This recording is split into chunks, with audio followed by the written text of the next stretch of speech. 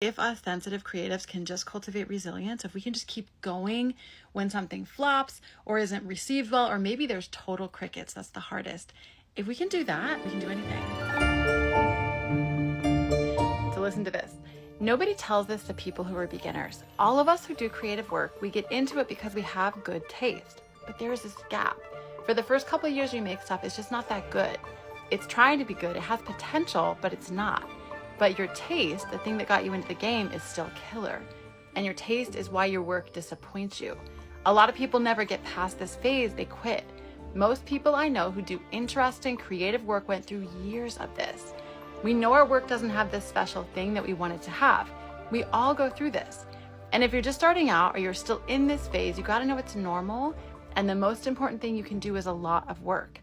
It is only by going through a volume of work that you will close that gap and your work will be as good as your ambitions. It's gonna take a while.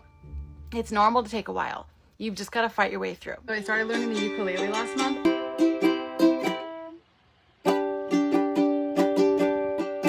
Pretty bad, right? Learning this reminds me of how so many of us feel at the beginning of our creative journey. The way I still feel when I put stuff out there, whether it's writing or podcasting or facilitating something, the ideal in my head is still not what I can create. And yet, I have gotten so much better. Workshops that have totally flopped and felt really embarrassing have given me skills that have made really good ones later on. Pretty bad coaching sessions where the client wasn't happy have made me a much better coach, and it's helped me to realize who I want to work with and who I don't. Journals that were total duds, the ones I never even talk about anymore because they just totally flopped, I still got really good at publishing through creating them, and pieces of them ended up in my other work. All of this stuff has made me more resilient. And if us sensitive creatives can just cultivate resilience, if we can just keep going when something flops or isn't received well, or maybe there's total crickets, that's the hardest. If we can do that, we can do anything. There's literally no stopping you.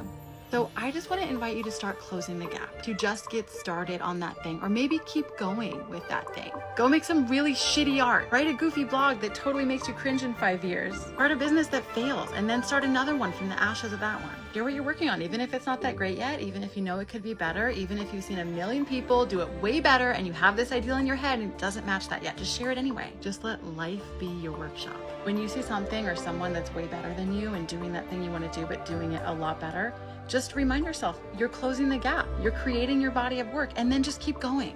You have work to do. If you want some help along the way, come to my next Tawanda Women's Circle. It's on July 20th.